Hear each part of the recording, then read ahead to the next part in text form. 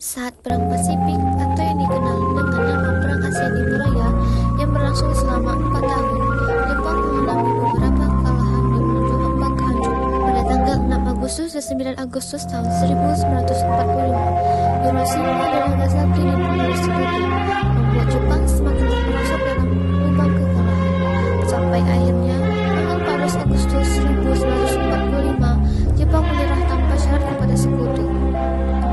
Berita tentang kekalahan tersebut sangat dirasakan oleh Jepang. Bahkan semua stasiun radio disegel oleh Jepang.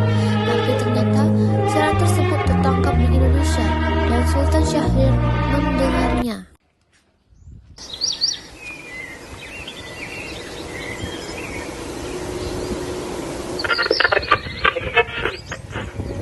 Till the end of time.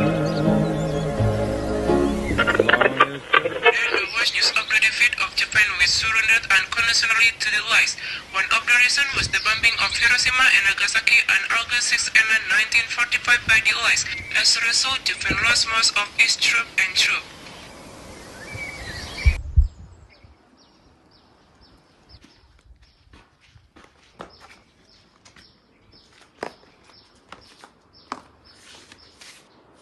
Assalamualaikum.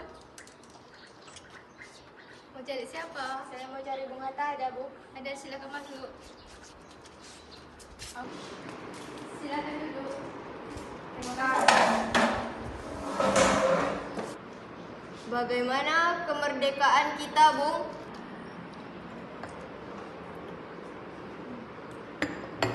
Bukankah soal kemerdekaan telah diserahkan ke PPKI? Tetapi, menurut saya, kemerdekaan segera dilaksanakan tanpa melalui PPKI. Karena PPKI merupakan bentuk Jepang dan jika kita merdeka, kita segera dilaksanakan melalui PPKI. Sekutu akan menanggap Indonesia muatan Jepang. Sebaiknya segera memproklamasikan selagi kita dalam masa vacuum of power. Untuk memintanya memproklamasikan kemerdekaan. Namun, Bung Karno merasa tidak berhak untuk memproklamasikan kemerdekaan.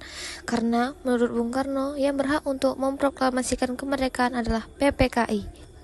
Pada tanggal 15 Agustus 1945, pukul 10 WIB, di rumah Soekarno, berkumpullah golongan muda yang ingin mendesak Soekarno untuk segera memproklamasikan kemerdekaan Indonesia.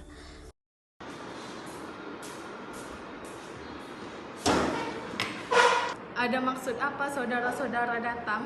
Saya mendengarkan kekalahan Jepang atas sekutu dari radio diversi London dan di Bandung. Maka dari itu kami dari golongan pemuda mengadakan rapat tadi siang dan hasilnya semua setuju agar Bung Karno dan Bung Hatta segera menyusun kemerdekaan Indonesia. Kita tidak bisa begitu saja memproklamasikan kemerdekaan. Kita harus membicarakan dalam rapat PPKI.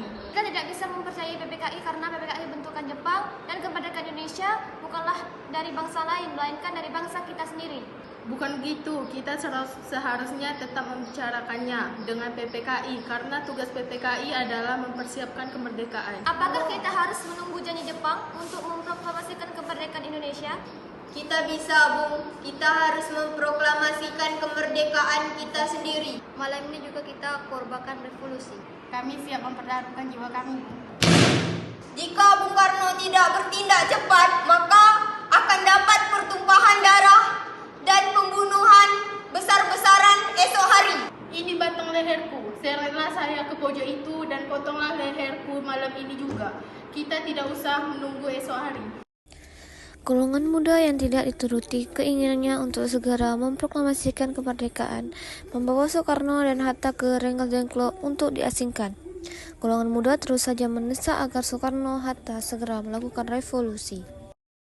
Bagaimana jika perkataan Jepang itu hanya janji manis belaka? Harus berapa lama lagi kita menunggu Jepang, Bung?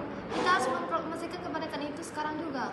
Bung, ini kesempatan kita untuk merdeka. Jepang telah kalah, tinggal menunggu apa lagi? Jepang pasti memerdekakan kita, tapi bukan sekarang. Saya tidak setuju, Bung. Kami menginginkan kemerdekaan atas jerih payah kami sendiri, bukan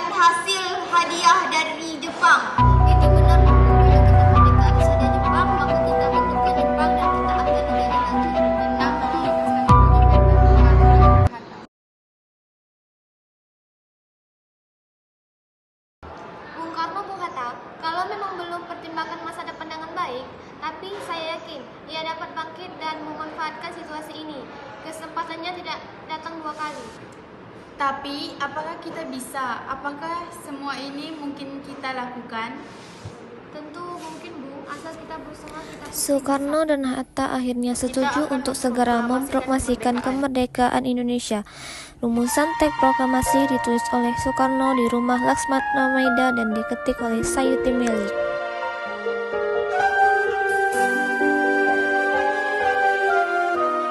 Tanggal 17 Agustus 1945 dini hari, saat semua orang sibuk menyiapkan proklamasi, Soekarno meminta Fatmawati untuk menjahit bendera merah putih yang akan dikibarkan setelah proklamasi.